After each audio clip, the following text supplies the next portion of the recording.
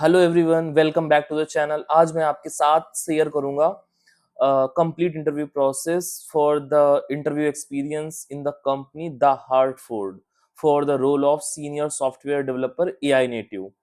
सो अगर आप AI engineer हो, जेन एआई इंजीनियर हो, एमएल इंजीनियर हो, बैकएंड इंजीनियर हो या फिर सीनियर सॉफ्टवेयर डेवलपर हो या फिर आप कोई भी एजेंटिक एआई इंटरव्यू देना चाह रहे हो, तो ये वीडियो आपके लिए बहुत ही यूजफुल होने वाली है।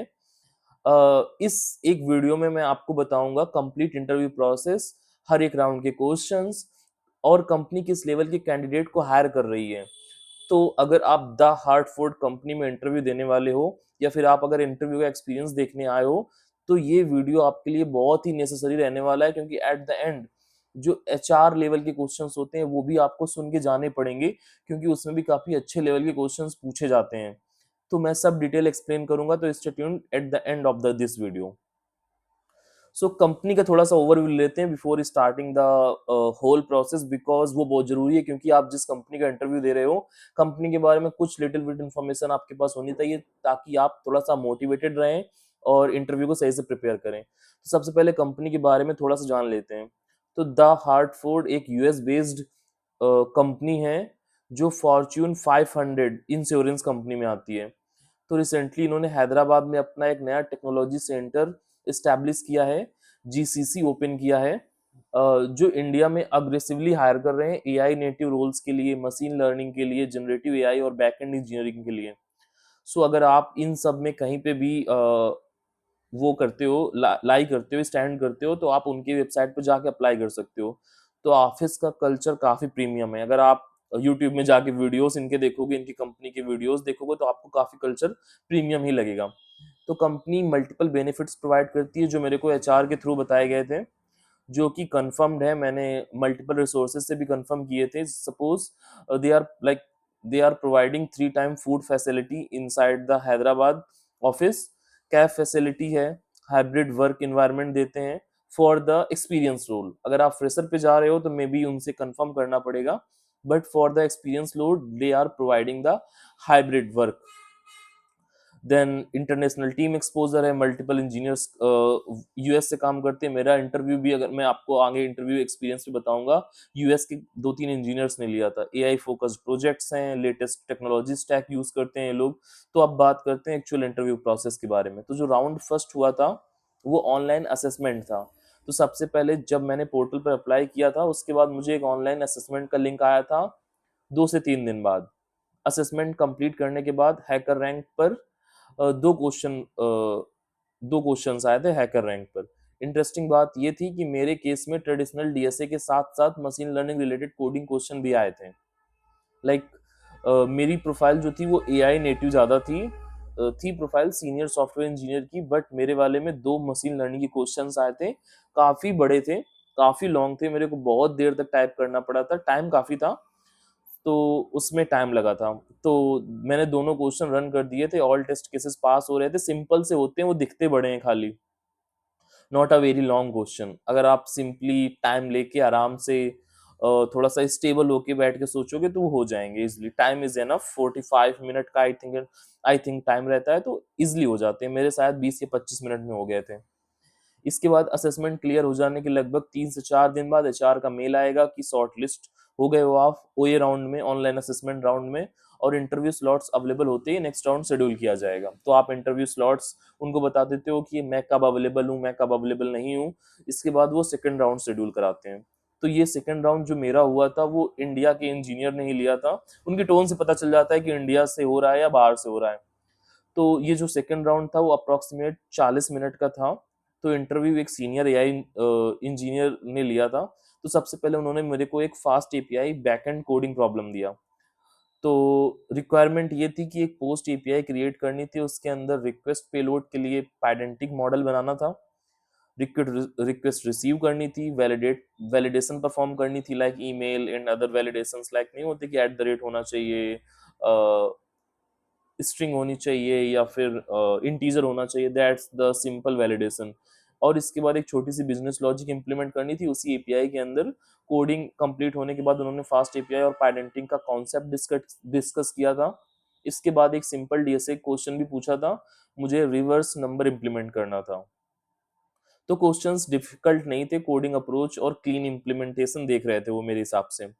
उसके बाद डिस्कशन प्रोडक्शन बैकएंड इंजीनियरिंग पर शिफ्ट हो गया था। क्वेश्चंस आए थे लाइक एपीआई के लेटेंसी कैसे रिड्यूस करोगे, हाई ट्रैफिक एपीआईज कैसे ऑप्टिमाइज करोगे, असिंक प्रोग्रामिंग कब यूज करना है, डेटाबेस ऑप्टिमाइज कैसे करोगे। और हाँ, एक और क्वेश्चन पूछा था कि रैक रैक मतलब एआई रिलेटेड वो क्वेश्चंस में आ जाता है कि रैक क्या होता है, हाई प्रिसीजन आंसर कैसे अचीव करोगे रैग में, एलएलएम इवैल्यूएशन क्या होता है, कैसे यूज करते हैं इवैल्यूएशन फ्लो, हेलुसिनेशन कैसे रिड्यूस करते हैं। तो फाइनली मशीन लर्निंग फंडामेंटल से उन्होंने एक क्वेश्चन पूछा था कि एलएलएम का लाइक बेसिक फ्लो क्या होता है, लाइक उन ट्रांसफार्मर आर्किटेक्चर के बारे में जानना चाह रहे थे। तो मैंने जब उनको ट्रांसफार्मर आर्किटेक्चर के बारे में बताया तो देन ही इज सेटिस्फाइड।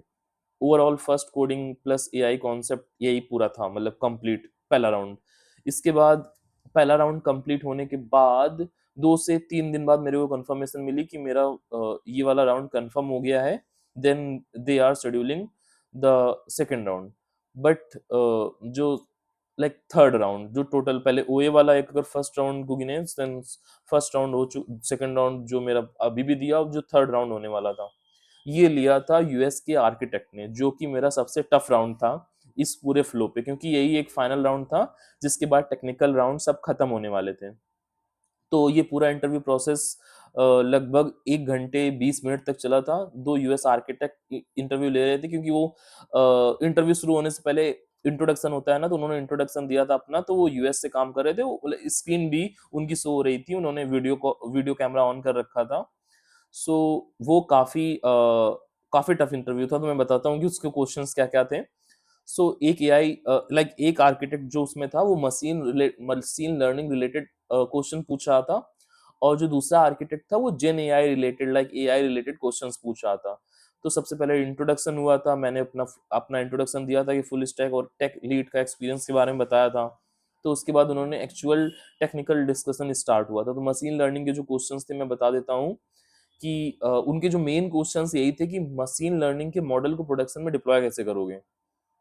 सो ये उनका क्वेश्चन बार-बार आ रहा था, तो मैं इसका सही से उनको शायद आंसर नहीं दे पा रहा था या जो भी हो रहा था, बट वो ये वाला क्वेश्चन 2-3 बार उन्होंने किया कि मशीन लर्निंग का मॉडल कैसे डिप्लॉय करोगे।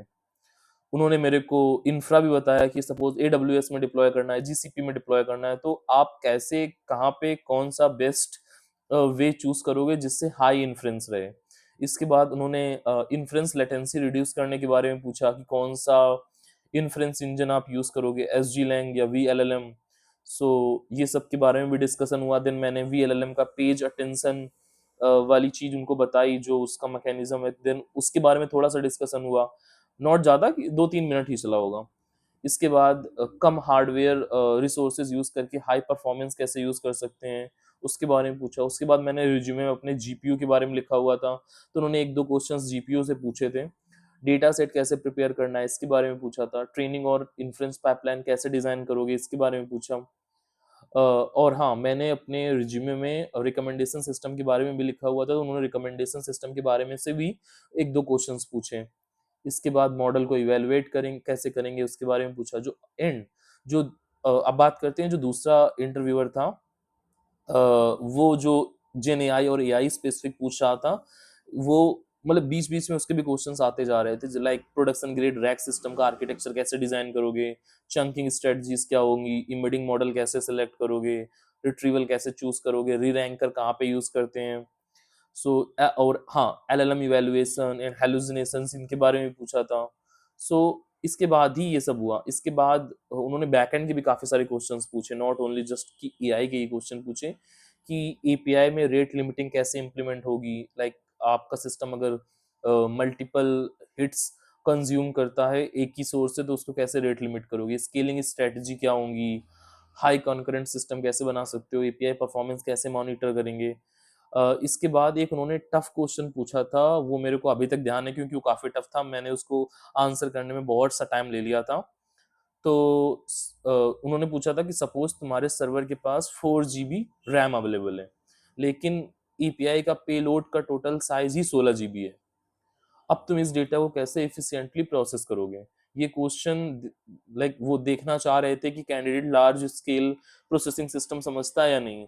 तो इस टाइप के सिनेरियो में like streaming, chunking, generator, batching, message queue और डिस्क बैग्ड प्रोसेसिंग जैसे कॉन्सेप्ट का नॉलेज बहुत इंपॉर्टेंट होता है। सो इस राउंड में एक भी लाइन कोडिंग की नहीं कराई गई मेरे से। पूरे इंटरव्यू का focus engineering thinking, production experience और सिस्टम डिजाइन पर ही था, नथिंग एल्स। अब 1 वीक के बा लाइक 2 या 3 घंटे बाद मेरे को एचआर ने फ़ोन करके बता दिया था कि ये मेरा इंटरव्यू कन्फर्म हो गया है। देन उनको एक डेट देनी थी कि किस दिन आप एचआर इंटरव्यू शेड्यूल कराना चाहते हो, तो मैंने उनको एक पर्टिकुलर डेट बता दी थी कि इस दिन मैं एचआर इंटरव्यू शेड्यूल करा रहा हूँ। तो टेक्निकल राउंड्स क्लियर होने के बाद अप्रॉक्सिमेटली 1 वीक के बाद यूएस एचआर के साथ डिस्कशन स्टार्ट हुआ। सो ये डिस्कशन ऑलमोस्ट बिहेवियरल और लीडरशिप पे ही था, क्योंकि मैं सीनियर रोल पे इंटरव्यू दे रहा था। तो टीम को कैसे मैनेज करोगे, कॉन्फ्लिक्ट्स कैसे रिजॉल्व करोगे, प्रोजेक्ट ओनरशिप कैसे लोगे, जूनियर इंजीनियर को कैसे मेंटोर करोगे, deadline pressure and cross functional team integration, like ये सब क्वेश्चंस होते हैं जो सब सीनियर रोल पे जितने भी लोग जाते हैं उनसे पूछा जाता है। इसके बाद एचआर डिस्कशन के 1-2 हफ्ते बाद मुझे फाइनल ऑफर रिसीव हुआ और मेरा फाइनल सिलेक्शन हो गया। बट मैं ये कहना चाहता हूँ कि अगर आप दी हार्टफोर्ड में इंटरव्यू दे रहे हो, तो आप जो भी रिज्यूमे भेजोगे, जो भी रिज्यूमे में प्रोजेक्ट्स लिखे होंगे, आपका एक्सपीरियंस से मेंशन होगा, उसकी कंप्लीट डेप्थ होनी चाहिए आपको, क्योंकि इंटरव्यूअर वहीं से सबसे ज़्यादा क्वेश्चन पूछ रहे हैं आपसे। और अगर आप एक genuinely production level AI system बना चुके हो, तो ये इंटरव्यू क्लियर करना काफ़ी डेफिनिटली ईज़ी होने वाला है, not a big deal. So yes, so stay tuned. अगर आपको इंटरव्यू के क्वेश्चंस, एनीथिंग एल्स जानना है और मेरे एक्सपीरियंस के बारे में जानना है, तो आप इस चैनल को सब्सक्राइब एंड फॉलो करके रख लो। Thank you so much.